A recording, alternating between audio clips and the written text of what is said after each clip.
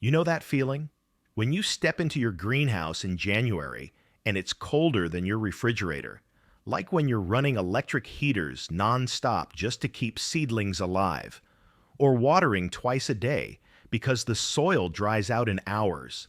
There's a breaking point most greenhouse owners hit where they realize they're spending more on electricity and supplies than they'd spend just buying vegetables at the farmer's market. And the frustrating part is you thought a greenhouse meant freedom. Instead, you've got a second job fighting battles you keep losing. This might shock you. Indigenous growers in cold climates harvested fresh vegetables year-round with zero electricity, no daily watering schedules, and definitely no credit card bills. They understood something modern garden centers will never tell you. You're watering your greenhouse twice a day because the soil dries out in 4 hours. You're running electric heaters from November through March, watching your utility bill climb past $100 a month. You're replanting seedlings every few weeks because something keeps killing them. Frost damage, pest explosions, mysterious wilting that no YouTube tutorial can explain. And every time you step into that structure you built with so much hope, you're doing triage instead of harvesting. You're fighting battles, you're applying products, you're spending money to solve problems that shouldn't exist in the first place. Think about it. A greenhouse was supposed to give you freedom.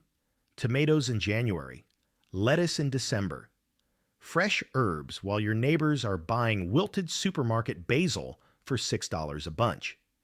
Instead, you've got a maintenance prison that demands attention every single day like a colicky infant. Miss one watering session and everything looks stressed. Skip one pest check and suddenly aphids have colonized your entire pepper crop. The whole operation feels like gardening on hard mode. Meanwhile, indigenous growers in climates way harsher than yours were pulling fresh food year-round with zero electricity. No daily watering schedules, no pest control products, no replacement seedlings shipped in from garden centers. They were growing in regions where winter lasted 8 months and summer barely showed up. And they weren't struggling, they were thriving. Here's the reality most greenhouse owners never hear. You're gardening backwards. You've been taught to build a monoculture fortress and then spend all your time and money defending it against nature. That's the model garden centers want you to follow because it keeps you buying their solutions. Buy this heater when plants get cold. Buy this spray when pests show up. Buy these seedlings when yours die. It's a subscription model disguised as self-sufficiency. But here's what those indigenous growers understood that modern marketing has buried. A greenhouse isn't supposed to be a climate-controlled isolation chamber where you recreate summer conditions by force. It's supposed to be an ecosystem that works with natural systems instead of against them. When you design relationships between plants, soil, water, and even insects, you create a structure that regulates itself. You stop being a maintenance technician and start being someone who checks in occasionally to harvest. This might shock you, but the difference between a greenhouse that demands your presence twice daily and one that produces year-round with minimal intervention isn't more expensive equipment. It's design. Specifically, it's understanding 4 core mechanisms that indigenous growers figured out through centuries of observation. Mechanisms that work whether you're running a small hoop house in your backyard or managing a larger structure. Mechanisms that function without electricity, without daily labor, and definitely without a credit card tied to the local garden supply store. Now let's talk about the first mechanism that changes everything. Thermal mass. You're probably running electric heaters because you think a greenhouse needs constant added heat to stay warm overnight. But here's what most people miss. Heat doesn't disappear, it moves. During the day, sunlight floods your greenhouse and warms everything inside. The problem is most greenhouses are built with materials that don't hold heat. The warmth comes in and leaves just as fast. By evening, you're back to ambient temperature, or worse, because glass and plastic actually radiate heat away faster than many people realize. Here's where it gets interesting. Indigenous growers solve this with thermal mass, heavy materials that absorb heat slowly during the day and release it slowly at night. Stone pathways, water-filled barrels, even the compost piles they built directly into their growing beds. These weren't decorative choices. They were passive heating systems that worked around the clock without any fuel cost. A 55-gallon drum of water sitting in your greenhouse can absorb an enormous amount of thermal energy during sunny hours. Then as temperatures drop overnight, that barrel releases warmth gradually, moderating the temperature swing that kills seedlings. Think about the difference. You're paying for electricity to add heat. They designed storage systems that captured free solar energy and released it when needed. Same warmth, zero operating cost. And here's the part that will change how you think about every greenhouse decision. You don't need some massive custom setup. 3 or 4 large water barrels painted black to maximize absorption can transform a small greenhouse's overnight temperature.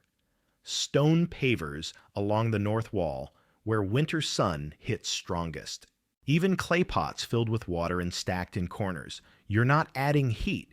You're designing storage, but thermal mass is only part of the equation. Now let's talk about water, specifically how you capture it and how you deliver it. You're watering twice daily because your soil dries fast and your plants are shallow-rooted monocultures competing for the same moisture. Indigenous systems approached water completely differently. They captured rainfall from any available surface, greenhouse roofs, adjacent structures, and stored it in those same thermal mass barrels. Dual purpose. Then instead of surface watering that evaporates within hours, they used deep watering strategies that encouraged roots to grow downward into cooler, more stable soil layers. Here's what most people completely miss. When you water shallowly every day, you train plant roots to stay near the surface where moisture appears. Those roots sit in the zone with the most temperature fluctuation, the fastest evaporation, and the highest pest pressure. You've created dependence. But when you water deeply once or twice a week, you force roots to search downward. They establish in soil that holds moisture longer, stays cooler in summer, warmer in winter. Your plants become more resilient, and you're freed from the twice-daily watering routine that's eating your schedule. Combine thermal mass water barrels with a simple drip or soaker system, and you've got passive irrigation. The barrels warm during the day, keeping stored water from shocking plant roots with cold doses. At night, they release warmth while your irrigation setup delivers deep moisture on a schedule you control. You're not fighting daily evaporation. You're working with soil physics. Now here's where things get really practical. The third mechanism solves your pest problem and your fertility problem simultaneously. Polyculture guilds. You're growing tomatoes in one bed, peppers in another, lettuce in a third. Monoculture rows. And every pest that specializes in any of those crops sees your greenhouse as an all-you-can-eat buffet with no obstacles. Aphids don't have to search for their next pepper plant. It's 6 inches away. Whiteflies can colonize an entire tomato section without encountering a single plant they dislike. Meanwhile, you're buying fertilizer to replace nutrients those heavy feeders are pulling from soil, because nothing in your system is putting nutrients back. You've built the exact opposite of a self-regulating ecosystem. You've built a system that requires constant external inputs to prevent collapse. But here's the reality. Indigenous growers did something radically different. They planted relationships. Tomatoes next to basil, which deters certain pests and attracts beneficial insects. Marigolds scattered through beds because their root exudates repel soil nematodes and their flowers draw in pest predators. Lettuce tucked under taller plants where it gets afternoon shade and doesn't bolt as fast in spring. This isn't just companion planting as a nice idea, it's functional design. The tomato plant creates a microclimate, shade and humidity, that the lettuce uses. The basil emits compounds that confuse pest insects searching for tomatoes. The marigold roots are literally changing soil chemistry in ways that protect neighboring plants. And here's the part that saves you money. Many of these companion plants are nitrogen fixers or dynamic accumulators. They're pulling nutrients from deep soil layers or even from the air and making them available to shallow-rooted neighbors. You're building fertility into the system instead of buying it in bags. The classic teaching example is the Three Sisters Guild: corn, beans, and squash together. The corn provides a trellis for beans to climb. The beans fix nitrogen from the air and feed it into the soil where corn and squash can use it. The squash spreads across the ground as a living mulch, shading out weeds and keeping soil moist. 3 plants, 3 different root depths, 3 different nutrient needs, all supporting each other. No fertilizer purchases, no weeding battles, no pest explosions because the diversity confuses specialists. You can translate this exact principle into greenhouse beds. Tomatoes with basil and marigolds, peppers with cilantro and nasturtiums, lettuce intercropped under taller plants. Each combination creates a mini ecosystem where plants are doing work for each other instead of competing. And here's where it gets really practical. As those companion plants grow, you're not bagging up trimmings and buying compost to replace nutrients. You're doing chop and drop. Cut the basil back and leave it as mulch around the tomato. Pull the spent lettuce and lay it directly on the bed.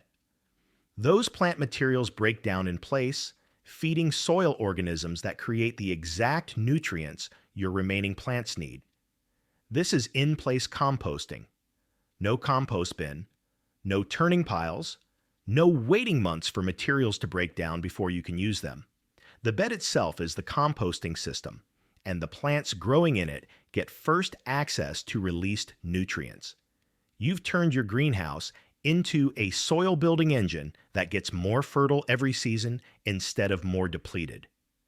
Now here's the fourth mechanism, and this is where most people realize they don't need a massive structure to make this work. Microclimate design. You're treating your greenhouse like one uniform environment. Same temperature everywhere, same humidity, same light exposure. But here's what indigenous growers figured out. They created zones. The north wall where winter sun hits.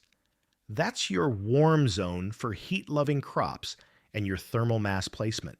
The south wall that gets shaded in summer. That's your cool season crop refuge when everything else would bolt. The east and west ends where morning and afternoon sun create different temperature patterns.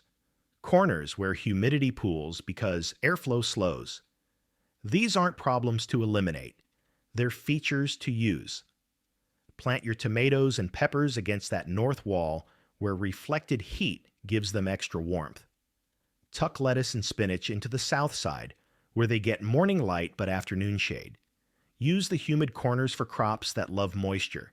Certain herbs, leafy greens. You're matching plants to microclimates instead of forcing every zone to be identical. And this is where scale becomes irrelevant. You don't need a commercial greenhouse to implement any of this. An 8x10 hoop house has microclimates. A simple cold frame has thermal mass potential. Even a south-facing window with a few containers can use companion planting and water storage principles. The mechanisms work at any scale because they're based on physics and ecology, not square footage. But here's the reality check most people need to hear. You don't have electricity in your greenhouse? Good. That forces you to design thermal mass instead of relying on heaters. You don't have space for massive water tanks? Fine. 3 5-gallon buckets painted black will change your overnight temperatures more than you think. You've got HOA restrictions on structure appearance. Polyculture beds look like ornamental gardens to neighbors who don't know what they're seeing. You're on a tight budget? Start with one bed using companions. Add thermal mass incrementally. Test one season overlap cycle before expanding. The constraint isn't the barrier. The constraint is the forcing function that makes you design smarter. And here's what happens when you start thinking this way. You stop asking, what product do I need to buy? And start asking, what relationship can I design? Pest problem? Don't buy spray. Plant something that attracts the pest's predator. Cold nights? Don't buy a heater. Add thermal mass. Dry soil? Don't install an expensive irrigation system. Mulch heavily with chop and drop material that holds moisture. Now let's talk about season stacking, because this is where you actually achieve year-round production. You're probably thinking greenhouse season runs March through October and then everything dies back. That's monoculture thinking. That's treating your greenhouse like outdoor gardening with a plastic roof. Here's what most people miss. Indigenous growers in cold climates understood something critical. Different crops have different temperature needs and different growth speeds. Cool season crops, kale, spinach, lettuce, carrots, beets, these actually prefer temperatures that would stress tomatoes and peppers. They thrive in the 50 to 60 degree range. Some even sweeten up after light frost. So here's how season stacking works in practice. Late summer, you're harvesting tomatoes and peppers from your warm season beds. At the same time, you're starting cool season seedlings in trays or in the shaded zones of those same beds. By early fall, when your tomatoes are finishing, your kale and spinach are ready to transplant into the spaces you're clearing. The greenhouse stays productive through the transition. As fall moves into winter, those cool season crops are established, growing slowly in the lower light and cooler temperatures that would kill summer plants. Here's where your thermal mass earns its keep. On cold nights, those water barrels and stone pathways release just enough warmth to prevent hard freezes. You're not maintaining summer temperatures. You're maintaining a zone where hardy greens can keep growing slowly. Kale harvested in January after weeks of cold exposure tastes completely different from July kale. Sweeter, less bitter, actually worth eating raw. You're not fighting nature to grow summer crops in winter. You're growing winter crops in winter conditions. Then, as late winter shifts into early spring, you're still harvesting greens while simultaneously starting your warm season seedlings. Tomatoes and peppers need 6 to 8 weeks from seed to transplant size. Your greenhouse gives them that head start while outdoor gardens are still frozen. By the time soil outside is workable, your seedlings are robust transplants ready to go straight into production. And the bed space your greens occupied? As you harvest the last of the winter crop, you're replacing them with those warm season transplants. The cycle continues. The space is never empty. You're not paying rent on unused square footage half the year. This is year-round production. Not by forcing summer conditions in winter, but by matching crops to seasons and using your greenhouse to moderate extremes just enough that each crop thrives in its preferred window. Cool crops in cool months. Warm crops in warm months. Overlap periods where both are present in different zones. You're not buying grocery store vegetables any month of the year. You're harvesting from your own space continuously. And here's the piece that closes the loop completely. Seed saving. You're buying new seedlings or seed packets every single year because that's what garden centers trained you to do. But think about what you're actually doing. You're selecting for plants that perform well in commercial growing conditions, optimized for shipping, shelf life, visual uniformity, not for your specific greenhouse microclimate, not for your soil, not for the companion guilds you're building. Here's what indigenous growers did instead. They saved seeds from the best performers in their specific conditions. Year after year, their crops became more adapted to their exact environment. Here's how this works in practice. Your tomatoes produce fruit. You eat most of them. But the best plant, the one that produced earliest, tasted best, resisted pests most effectively, you let a few fruits fully ripen on that plant. Overripe, actually. Then you harvest those fruits, scoop out the seeds, ferment them briefly to remove the gel coating, dry them, and store them. Next season, those seeds grow plants that are genetically predisposed to succeed in your greenhouse because their parent did.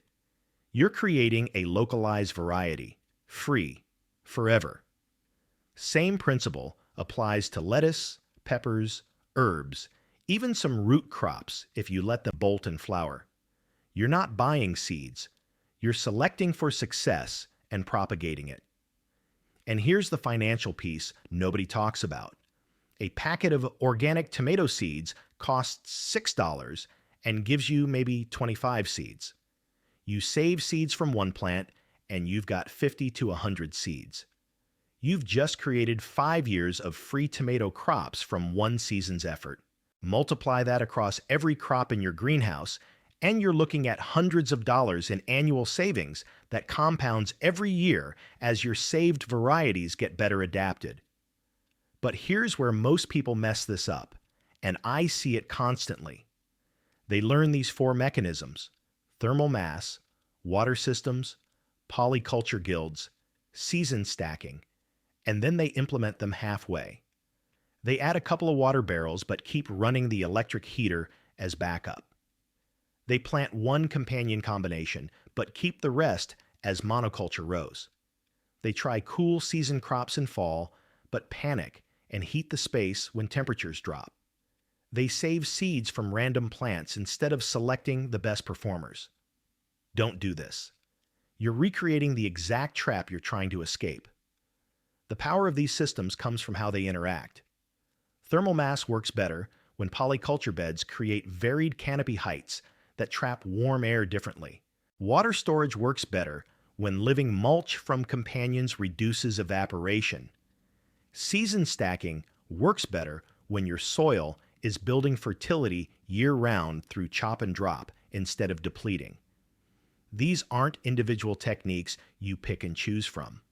They're interconnected relationships that strengthen each other. Think about the opportunity cost here.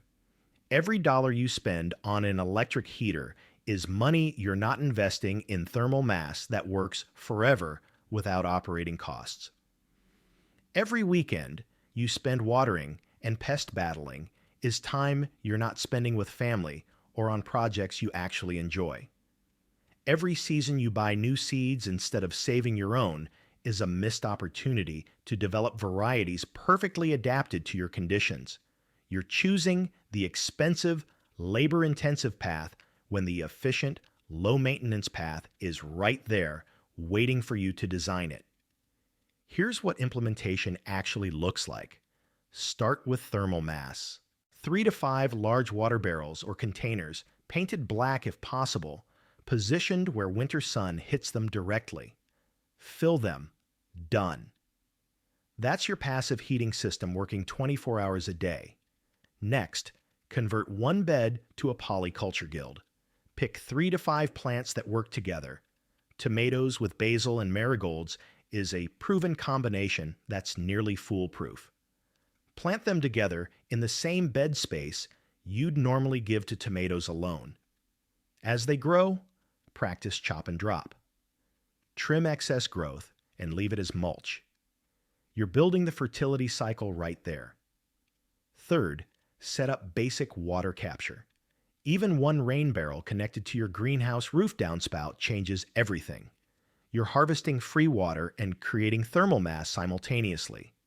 Use that stored water for deep watering sessions once or twice weekly instead of shallow daily watering.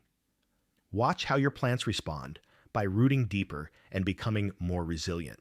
Fourth, as late summer hits, start cool season seedlings. As warm season crops finish, Replace them with cold, hardy greens. Let those greens grow through fall and winter.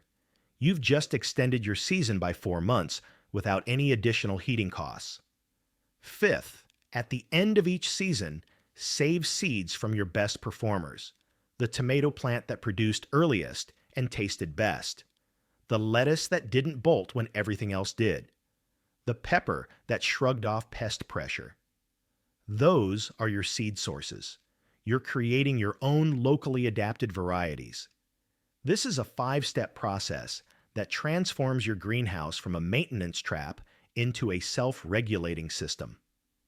And none of it requires expensive purchases or advanced expertise. It requires observation and a willingness to let plants do the work they evolved to do. Now let's talk about what happens after you implement this. Your greenhouse stops being a daily obligation. You check in every few days to harvest, maybe do some light trimming for chop and drop material, observe how guilds are interacting. That's it. No emergency watering sessions because you forgot yesterday. No pest panic because you've got beneficial insects patrolling your polyculture beds. No heating bill anxiety because thermal mass is moderating temperatures passively. No seed buying expenses because you're propagating your own varieties. More importantly, you start seeing opportunities instead of problems. That shaded corner you thought was useless. Perfect spot for shade-tolerant greens. That cold snap coming next week. Your thermal mass and cold-hardy crops handle it without intervention. That pest you spotted? You notice its predator showed up 2 days later because your companion flowers attracted it. You stop fighting and start observing. You become someone who works with ecological relationships instead of against them. And here's the mindset shift that changes everything about how you approach your greenhouse. You stop asking, "What do I need to buy to fix this?" and start asking, "What relationship can I design to prevent this?" Garden center marketing has spent decades training you to see every challenge as a product opportunity. Pests, buy spray. Cold, buy heater. Poor soil, buy fertilizer. They've created a dependency model where you're perpetually purchasing solutions to problems their products created in the first place. But here's the reality. Monoculture creates pest explosions. Polyculture prevents them. Shallow watering creates drought stress. Deep watering prevents it. Lack of thermal mass creates temperature swings. Thermal mass moderates them. Poor soil creates nutrient deficiencies. Chop and drop composting prevents them. Every problem you're buying solutions for is a design problem. Fix the design and the problem disappears permanently. This is the last greenhouse system you'll need to learn. Not because it's complicated, but because it's complete. It addresses the 4 fundamental challenges every greenhouse faces: temperature regulation, water management, pest and fertility cycling, season extension, through design instead of intervention. Once you've built these relationships into your space, they persist. They improve over time as soil builds, as seeds adapt, as you learn which microclimates work best for which crops. You're not maintaining a system that fights against nature. You're observing an ecosystem that maintains itself. Stop paying garden centers to keep you dependent on their product cycle. Stop fighting battles that broken design created. Stop spending your weekends as an unpaid maintenance technician for a structure that should be giving you freedom. Design a greenhouse that works with natural systems instead of against them.